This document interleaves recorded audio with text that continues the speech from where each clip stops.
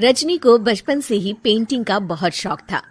वो हमेशा से ही पेंटर बनना चाहती थी, पर उसके माँ और पिताजी ने उसको कभी भी इस चीज के लिए सपोर्ट नहीं किया और उसकी शादी नीरव से हो गई। नीरव रजनी को बहुत प्यार करता था, पर रजनी हमेशा चुपचाप ही रहती।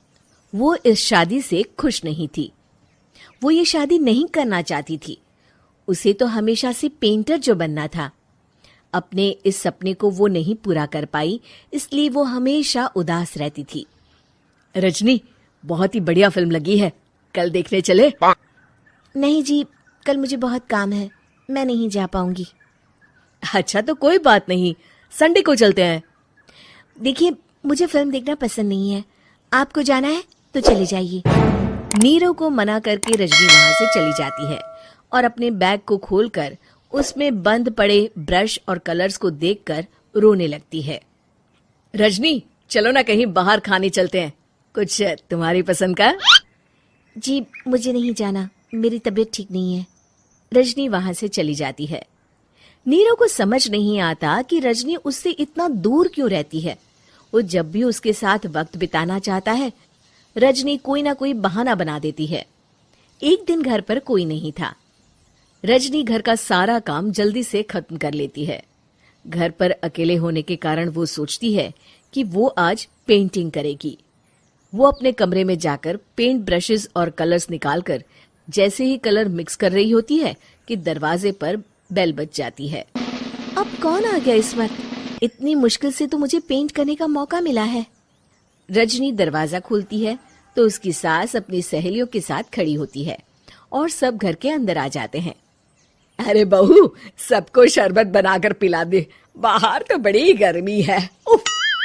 जी। रजनी पेंट ना कर पाने से उदास हो जाती है। उसे गुस्सा भी आ रहा होता है कि उसने इस शादी के लिए हाँ क्यों कह दी। वो रसोई में जा रही होती है कि उसकी सास उसे रोकती है। बहू, सबके खाने का भी इंतजाम कर लेना, आज का लंच तो ये सब यहीं करेगी। हाँ। रजनी बिना कुछ कहे रसोई में चली जाती है। सबके लिए खाना बनाती है। सब खाना खाते हैं और रजनी घड़ी देखती है कि ये सब कब जाएंगे ताकि वो अपनी पेंटिंग कर सके। जब शाम होती है तब सब चले जाते हैं अपने घर। अरे बहू, सब तेरे खाने की तो बहुत तारीफ कर रहे थे, सबको बहुत अच्छा लगा खाना। आपको मुझे सुबह बताना चाहिए था ना कि आपकी सहेलियां आ रही हैं। पता भी है कितना वक्त लगा सारा खाना बनाने में। अरे बहू, तू ऐसे कैसे बात कर रही है मुझसे? तो और कैसे बात करूं? मैं इस घर की कोई नौकरानी नहीं हूं कि इतना काम करूंगी। रजनी अपने कमरे में जाकर दरवाजा बंद कर लेती है। शाम को जब नीरव आता है तो उसकी माँ उसे पूरी घटना के बारे में बताती है। क्या रजनी ने आपसे इस तरह बात की माँ? हाँ, और पता नहीं उसे क्या हो गया है, शाम से बाहर भी नहीं आई है। मैंने तो कई बार आवाज दी, खाना भी नहीं खाया उसने। तू ही बात करके देख ले बेटा। नीरव अपने कमरे का दरवाजा खटखटाता है। रजनी, दरवाजा खोलो, मैं हूं। रजनी दरवाजा खोलती है और फिर वापस जाकर अपने बिस्तर पर लेट जाती है। रजनी, माँ से बात करने का ये क्या तरीका है? मैंने कोई गलत बात नहीं की है। अरे तुम क्यों ऐसे बर्ताव कर रही हो सबके साथ? क्या तुम इस शादी से खुश नहीं हो? रजनी कुछ नहीं बोलती। अरे बताओ मुझे रजनी, क्या ये शादी तुम्हारी मर्जी के खिलाफ हुई है? हाँ, मैं ये शादी कभी नहीं करना चाहती थी। तुमसे क्या, मैं किसी से भी शादी नहीं करना चाहती थी। रजनी रोने लगती है। चुप हो जाओ रजनी, बताओ मुझे, तुम क्यों नहीं करना चाहती थी शादी? रजनी बेड के नीचे से अपने पेंटिंग्स, कलर्स, ब्रश, पेपर्स निकालती है। इतने में उसकी सास भी कमरे में आ जाती है। ये देख रहे हो, ये थे मेरे सपने।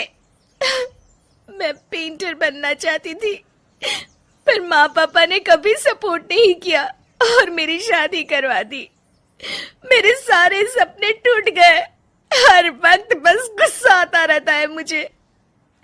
मैं जानती हूँ कि आप लोगों की इसमें कोई गलती नहीं है, पर मैं क्या करूं, मुझे समझ में नहीं आता।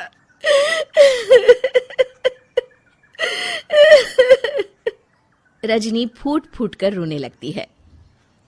मुझे माफ कर दीजिए, आप दोनों के साथ मैं बहुत बुरा बर्ताव कर रही हूँ। अरे रजनी बेटा चुप हो जाओ तुम। नीरव पानी लेकर आता है। ये लो पानी पियो और शांत हो जाओ।